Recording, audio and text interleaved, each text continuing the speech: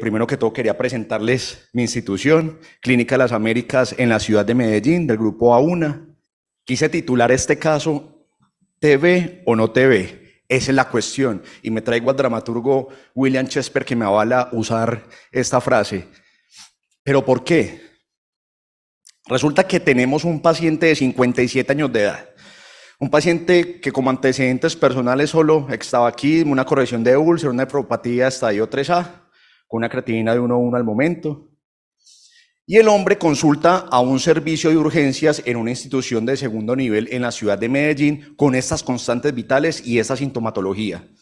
El hombre con dolor torácico, palpitaciones, criodiaforesis profusa, presíncope y con esas condiciones de constantes hemodinámicas. Una hipotensión 70-45 a 240 latidos por minuto y con una ligera desaturación 89%. El diagnóstico de ingreso a esta institución con el primer trazo electrocardiográfico es una taquicardia ventricular monomórfica secundaria a un síndrome coronario agudo. Y ese es el electro de ingreso. Listo, entonces con este electro lo estabilizan por medio de... Entonces este es el electro de ingreso, una taquicardia de complejos anchos. Y en ese contexto tenemos que discrepar varias cositas. La primera, puede ser una TV, puede ser una supra o puede ser un ritmo de estimulación por marcapasos. En estos tres escenarios podemos tener una taquicardia de complejos anchos. Ahora tenemos que discrepar qué puede ser. Y para eso nos podemos remitir a muchos algoritmos que nos discrepan de una TV versus una supra de RAI y demás. Pero ¿qué es lo más importante?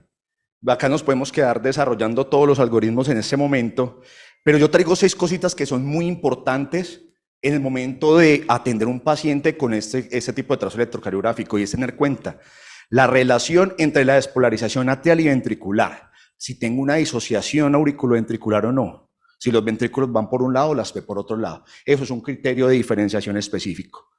La morfología del QRS, tiene RS, tiene QR, ¿cómo se está presentando? Duración del QRS, ¿qué tan ancho está? Una concordancia eléctrica, ¿cómo tengo la progresión de la R en las precordiales? El eje, ¿cómo está la pared inferior? ¿Está positiva, está negativa? ¿De dónde a dónde va el vector? ¿Cómo se está despolarizando este corazón? Y la diferencia, muy importante, con el electrocardiograma de base. Porque ahí puedo tener la respuesta del por qué puede ser una taquicardia de complejos anchos cuando tengo en presencia un bloqueo de rama, por ejemplo. Y bueno, traigo a contraste otro trazo electrocardiográfico para que tengamos en cuenta 2 cositas. Miren la despolarización de la pared inferior, D2 de 3 ABF, positivo, y arriba, ¿cómo lo tenemos? D2 de 3 ABF. Positivo y positivo, ¿hacia dónde va? ¿Hacia dónde se está despolarizando el corazón? ¿Cómo está la progresión de la onda R? ¿Qué tan ancho está nuestro QRS en B1? ¿Cómo está la EBR? ¿Está positivo o está negativo? Ahí les dejo esta imagencita como para que vayamos teniendo claridad del asunto. Y bueno, el paciente por la inestabilidad hemodinámica decide hacerle cardioversión eléctrica con 150 joules y nos retorna a este electro de base. Un EKG en sinusal, sin bloqueos de rama previos, sin algún trastorno de repolarización que nos explique de pronto la sintomatología que el paciente está presentando. Con este trazo electrocardiográfico remitido a nuestra institución y ahí empieza el abordaje por cardiología. Bueno, entonces para tener en cuenta el criterio para manejar un tipo de ritmo de este escenario es qué tan estable está el paciente o no, qué tanto tiempo tengo yo para manejar esta arritmia, ¿cierto? Entonces de ahí ya puedo tener un manejo médico, puedo tener una discrepancia mayor de la arritmia o en este caso, como el paciente tiene una estabilidad hemodinámica, hacer una cardioversión eléctrica. Pero es importante tener en cuenta los antecedentes de nuestro paciente. Es un paciente que tiene una falla cardíaca, una cardiopatía isquémica, que me puede asociar una taquicardia de complejos anchos de pronto con una TB. No está mal yo pensar en una taquicardia de complejos anchos y una TB primario, el 90% lo son. Pero sí, cuando ya tenga un tiempo, poder discriminar efectivamente es una TB o puede ser otra arritmia. Y bueno, llega a la institución y empieza a hacer estudio del paciente con una eco normal, FEBI del 60%, paraclínicos normales, No tuvo un aumento de troponinas ni ningún tipo de factor predictor. Sin embargo, le dicen, bueno, vamos a hacerle un cateterismo, estamos en el contexto de una TB, vamos a ver que no tenga enfermedad coronaria. Y estas son las imágenes de la arteriografía. Coronarias normales, sin lesiones significativas. Y ya con este estudio nos piden interconsulta a la unidad. Vamos a ver qué tiene para ofrecer electrofisiología en este escenario. Bueno, asistimos a la consulta de electrofisiología y le indicamos un estudio electrofisiológico porque habían cosas del electrovasal que no nos cuadraban como para que fuese una taquicardia ventricular. Y acá es donde empiezo a hacer hincapié y con mucho orgullo se los quiero contar a ustedes. Hemos logrado unas cosas muy bonitas de nuestro equipo de electrofisiología en nuestro laboratorio. Y estas son algunas de las funciones que tenemos adicionales a nuestro cuidado básico de enfermería. Tenemos el montaje de mesa quirúrgica, el montaje del paciente lo hacemos nosotros, el manejo del angiógrafo lo hacemos personal de enfermería, la electroestimulación, inducción de arritmias y comprobación posarritmia de ablación la hace el personal de enfermería. Nosotros en la sala no tenemos técnicos, hay un personal auxiliar y hay un jefe, y eventualmente por la complejidad del paciente puede haber 2 jefes.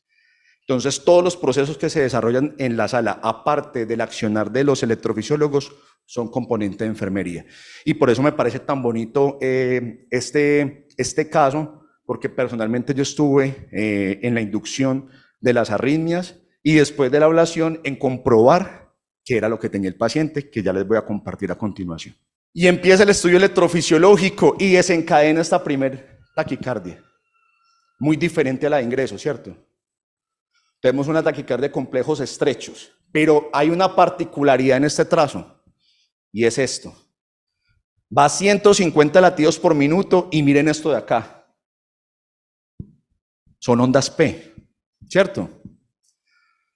Yo en este escenario, ¿qué puedo pensar? ¿Será una taquicardia atrial?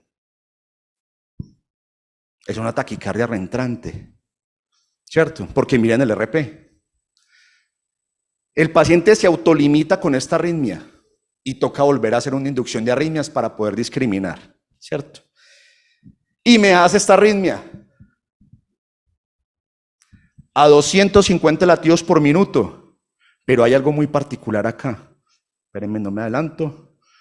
Hay algo muy particular. Ondas P después del QRS. No está disociado. Entonces, en ese contexto, ya empiezo yo a pensar, ¿será que sí era una TB? Y aquí se pone interesante el asunto.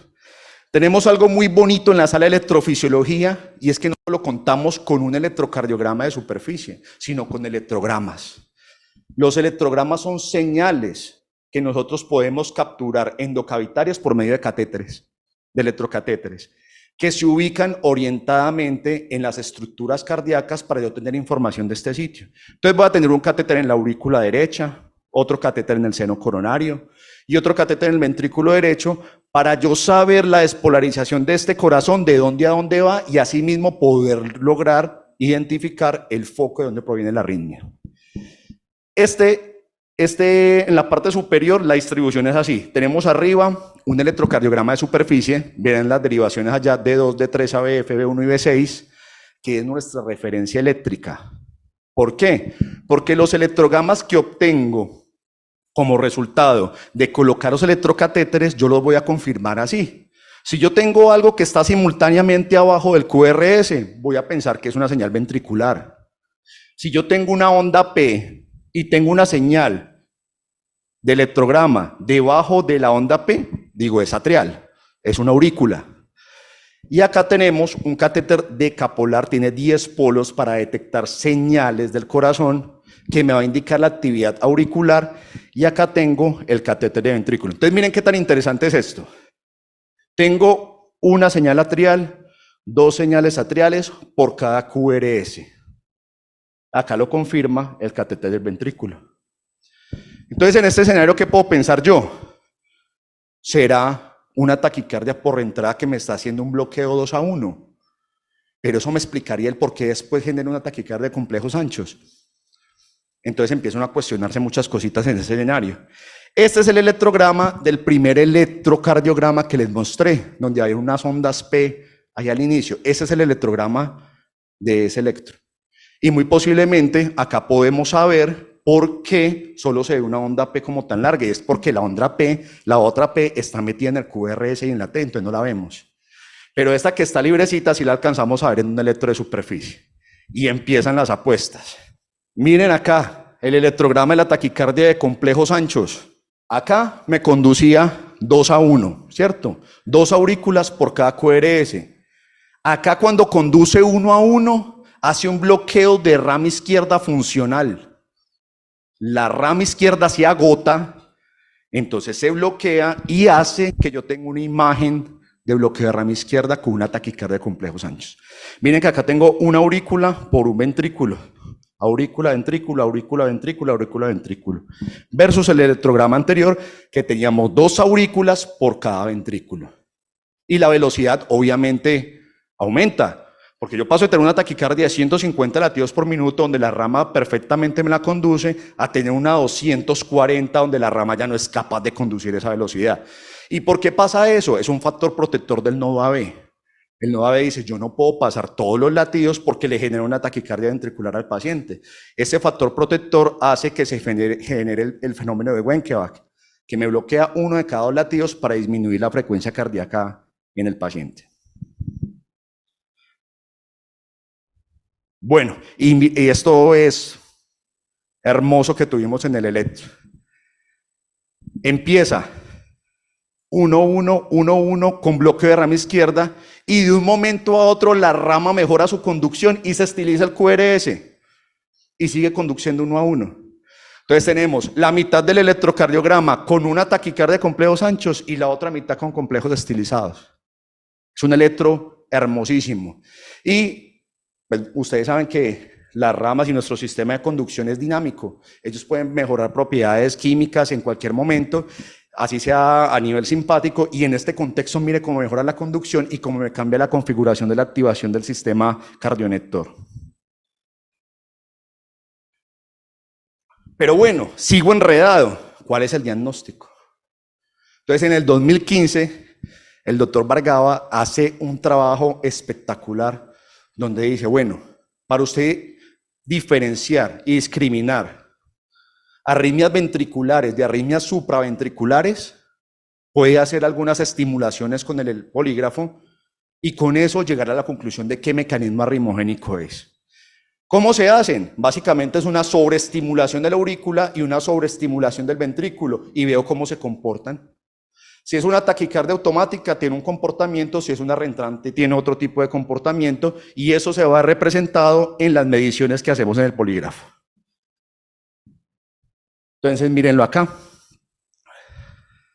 La arritmia va a 250 latidos por minuto. Y yo me acelero un poquito hasta capturar la aurícula, hasta mira, acá están los spikes de la estimulación mía. Y acá antes, en el latido anterior al tren, hago una medición del BA. Y en el latido de retorno, después de la estimulación, hago otra medición del BA. Si el BA me mide menos de 10, es una taquicardia por reentrada. Ya sea una taquicardia por reentrada, no va a haber una vía accesoria. Y si me mide más de 10 milisegundos, es una taquicardia automática tipo taquicardia atrial. ¿Qué es lo especial en este caso? Que esto es muy difícil que la taquicardia se sostenga después de una estimulación. Lo puedo hacer una vez.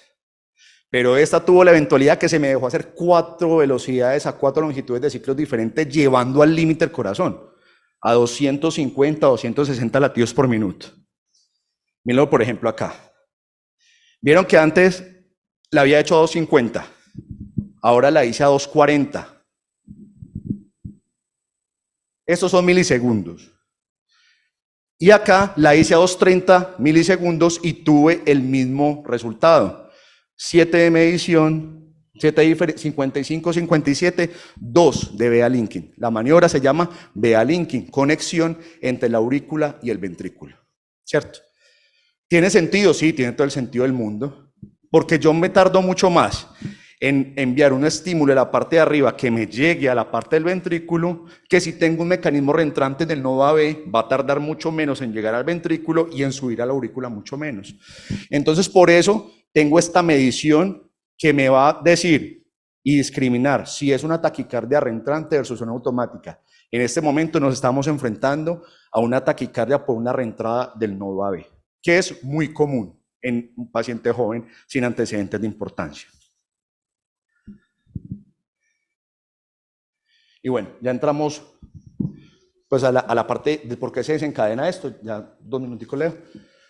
Nosotros tenemos el nodo AB y el nodo AB tiene una fisiología dual. 1 de cada 4 personas la tiene. ¿Qué quiere decir fisiología dual? Que tengo una vía lenta y una vía rápida, ¿cierto?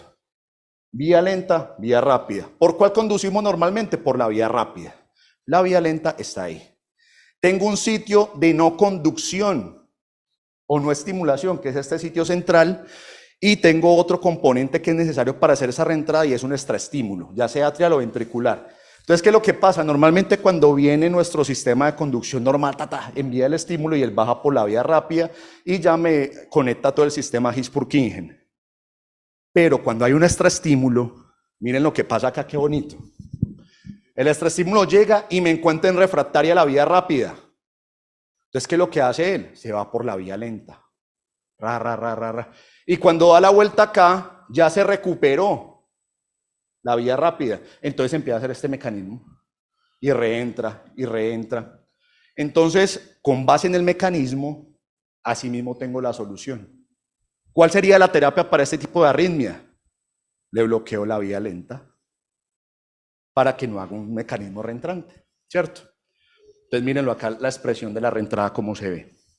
Para tener en cuenta, la vía lenta se recupera rápido y la vía rápida se recupera lento. Por eso puedo tener este mecanismo reentrante. Eso en una reentrada típica.